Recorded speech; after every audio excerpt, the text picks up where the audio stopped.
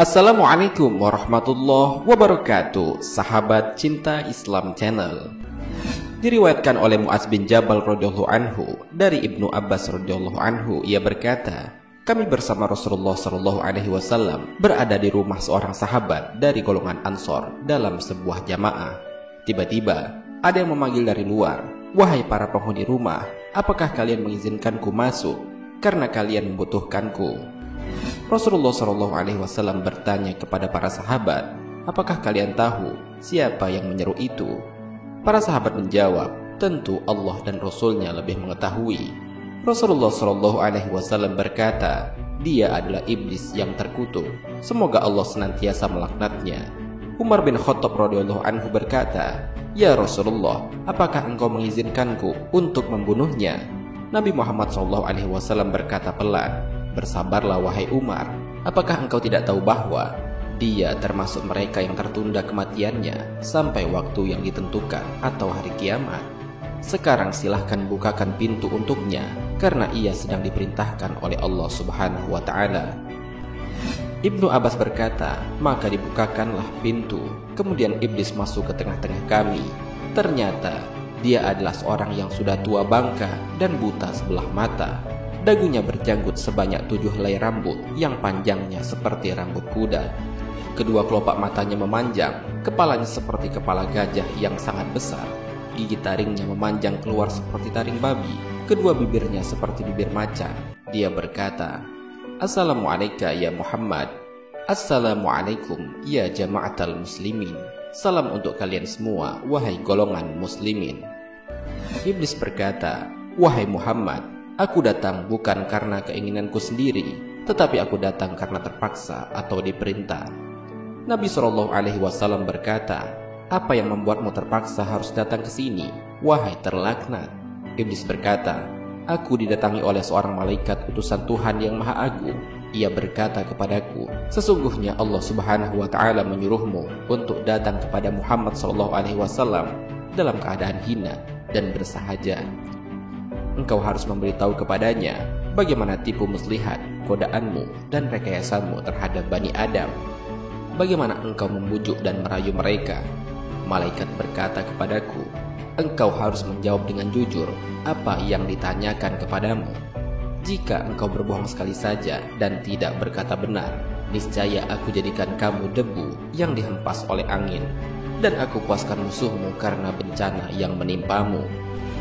Rasulullah Shallallahu Alaihi Wasallam kemudian mulai bertanya, jika kamu jujur, beritahukanlah kepadaku siapa orang yang paling kamu benci.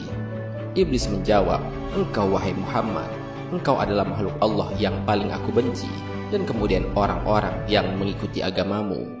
Rasulullah Shallallahu Alaihi Wasallam berkata, siapa lagi yang kamu benci? Iblis menjawab, anak muda yang bertakwa, yang menyerahkan jiwanya kepada Allah Subhanahu wa Ta'ala. Rasulullah berkata, lalu siapa lagi?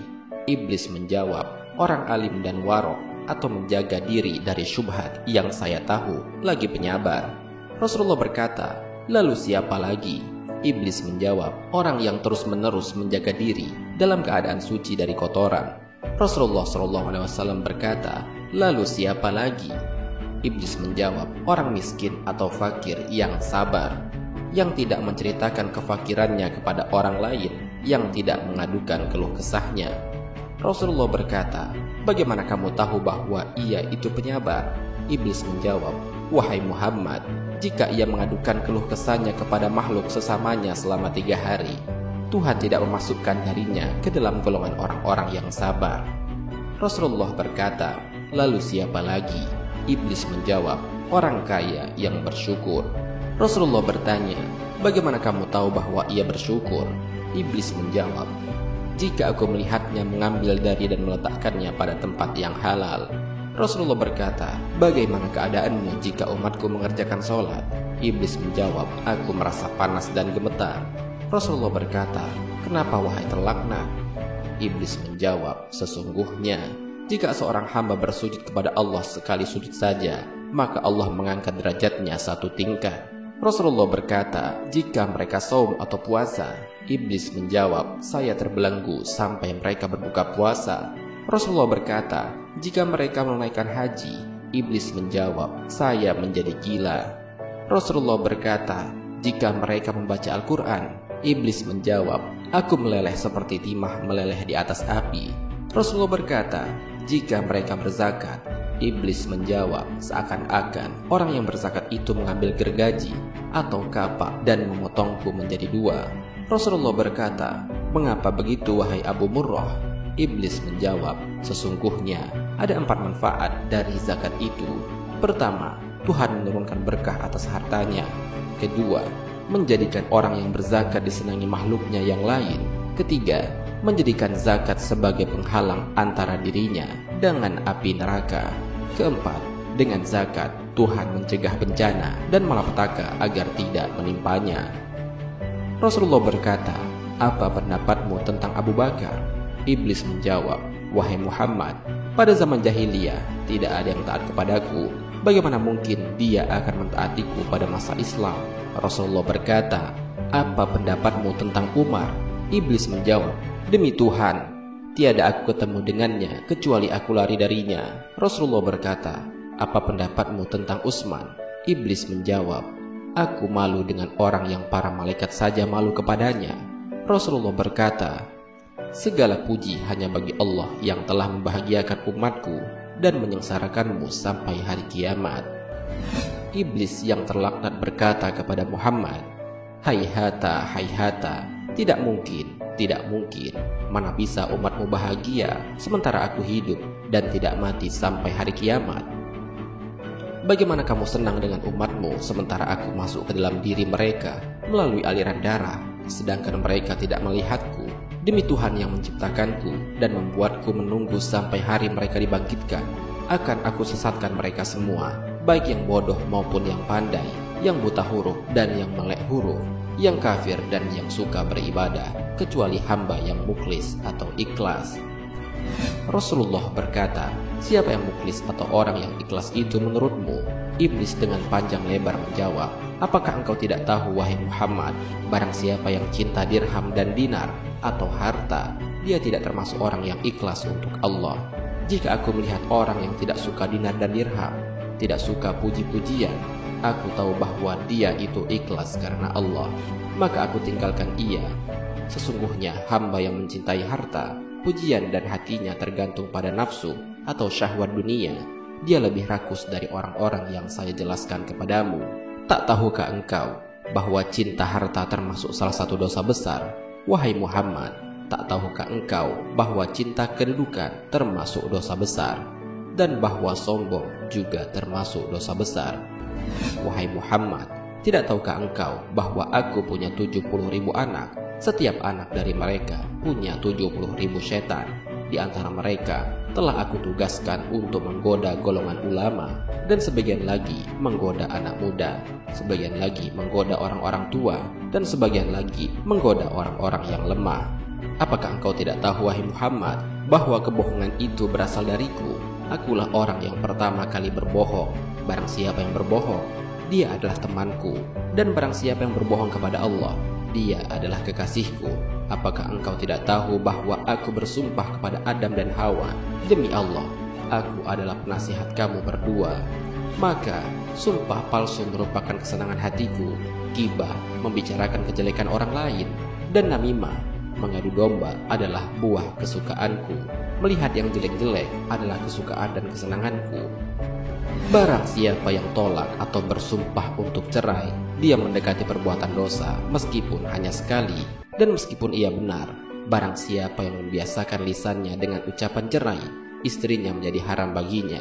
Jika mereka masih memiliki keturunan sampai hari kiamat, maka anak mereka semua adalah anak-anak hasil zina. Mereka masuk neraka hanya karena satu kata saja.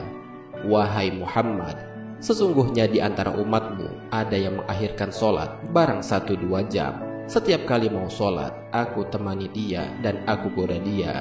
Kemudian aku katakan kepadanya, masih ada waktu, sementara engkau sibuk, sehingga dia mengakhirkan sholatnya dan mengerjakannya tidak pada waktunya. Maka Tuhan memukul wajahnya. Jika ia menang atasku, maka aku kirim satu setan yang membuatnya lupa waktu sholat. Jika ia menang atasku, aku tinggalkan dia sampai ketika mengerjakan sholat. Aku katakan kepadanya, lihatlah kiri dan kanan. Lalu ia menengok. Saat itu aku usap wajahnya dengan tanganku, dan aku cium antara kedua matanya. Dan aku katakan kepadanya, aku telah menyuruh apa yang tidak baik selamanya. Dan engkau sendiri tahu, wahai Muhammad, siapa yang sering menoleh dalam solatnya, Allah akan memukul wajahnya. Jika ia menang atasku dalam hal solat, ketika solat sendirian, aku perintahkan dia untuk tergesa-gesa. Maka ia mencucuk solat seperti ayam mematuk biji-bijian dengan tergesa-gesa. Jika ia menang atasku, maka ketika solat berjamaah, aku cambuk dia dengan cambuk, lalu aku angkat kepalanya. Sebelum imam mengangkat kepalanya, aku letakkan ia hingga mendahului imam.